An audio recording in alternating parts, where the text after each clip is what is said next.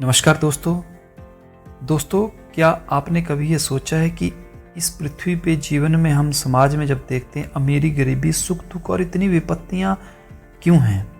क्या आपने इस बारे में कभी सोचा है? तो दोस्तों, आज का हमारा टॉपिक यही है, क्यों कुछ लोग अमीर हैं, कुछ बहुत खुशहाल हैं और कुछ पूरी ज़िंदगी भर संघर्ष करते रहते हैं।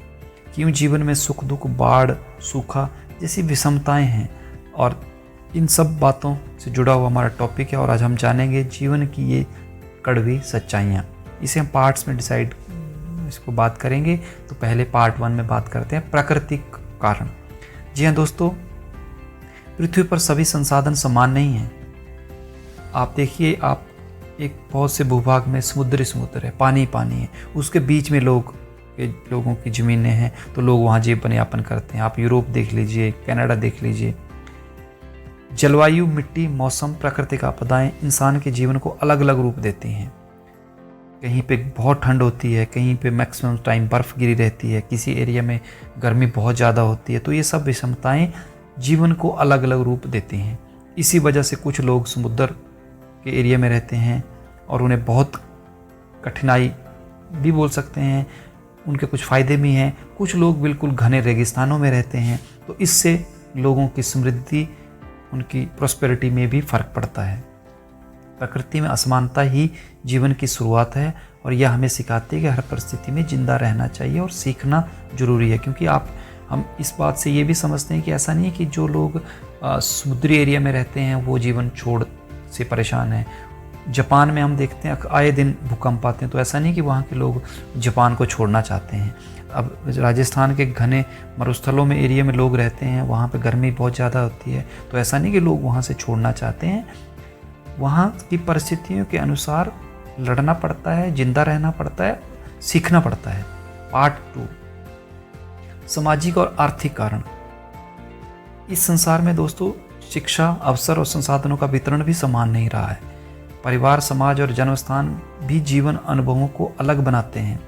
इसलिए दो लोग समान मेहनत करने के बावजूद भी अलग अलग परिणाम पाते हैं। उसके लिए सफलता केवल मेहनत से नहीं बल्कि अवसर और समाज के ढांचे से भी जुड़ी है। जी हाँ दोस्तों, आप एक बार देखिए, कोई एक बच्चा एक बहुत ही एडवांस सिटी में रहता है और एक बिल्कुल बैकवर्ड गांव में रहता है, तो गांव का बच्चा इसलिए नहीं प्रोग्रेस कर पाता क्योंकि उसे वो परिस्थितियाँ ही नहीं मिली, वो एक्सपोजर ही नहीं मिला। और जो शहर का बच्चा इसलिए सफल हो जाता है, बेशक वो इंटेलिजेंट होगा लेकिन जो एक्सपोजर उसको मिला वो उसको आगे ले जाता है। तो इसलिए हमें ये परेशान होना नहीं है इस बात से कि गांव के लोगों बच्चों में कैपेबिलिटी नहीं। जी नहीं, वो परिस्थितियों पे डिपेंड करता है।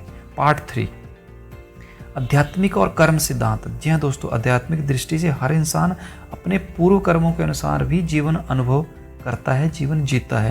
ये एक आध्यात्मिक दृष्टि हो सकती है। साइंस के व्यक्ति शायद इस बात को ना माने, लेकिन आध्यात्मिक पर्सपेक्टिव के अनुसार पूर्व कर्मों का लेखा जोखा का रोल माना जाता है। सुख दुख और अमीरी गरीबी केवल बाहरी परिणाम नहीं बल्कि आत्मिक सीख भी हैं।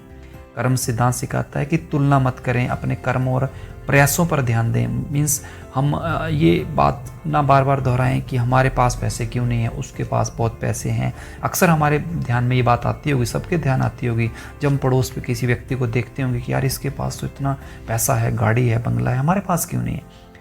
तो कर्म सिद्धांत, आध्यात्मिक और कर्म सिद्धांत ये बोलता है कि हमें तुलना नहीं करनी, हमें अपने कर्मों और प्रयासों पर ध्यान देना है और अपने जो मिला है उसमें खुश रहना है, उसको बेहतर बनाना है। जो जीवन की विषमताओं को समझता है वही व्यक्ति मजबूत बनता है, सच्चा बनता है। पार्ट 4, जीवन की सच्चाई को जानना और उससे सीखना। जी हाँ दोस्तों, जीवन की विषमताएं हमें सिखाती हैं, आजमाती हैं और परिपक्व बनाती हैं। सुख दुख, अमीरी गरीबी, बाढ़, सूखा, ये सब संतुलन और विकास का हिस्सा हैं दोस्तों। जीवन का असली उद्देश्य इन अनुभवों से सीखना और खुद को समझना है। जीवन की विषमताएं दोस्तों सिर्फ हमारी परीक्षा ही नहीं लेती बल्कि हमारी सबसे बड़ी शिक्षक भी होती हैं और हमें कदम कदम पे सिखाती भी हैं। दोस्तों, जीवन में सुख दुख, अमीरी गरीबी, विपत्तियां सब एक ही किताब के अलग अलग अध्याय हैं। कोई अध्याय मीठा होता है, कोई अध्याय कठिन होता है, कोई अध्याय आसान होता है, लेकिन दोनों ही जरूरी हैं ताकि कहानी पूरी बन सके और इंटरेस्टिंग बन सके। इसलिए जीवन में जो भी मिले, जैसा मिले, स्वीकार करें, सीखें और आगे बढ़ें, क्योंकि अंत में जीत उसी की होगी जो जीवन को समझ कर जीता है, भाग कर नहीं। ये नहीं कि किसी की लग्जरी लाइफ बहुत अच्छी है तो वो जीवन को अच्छे से समझता है, जीता है।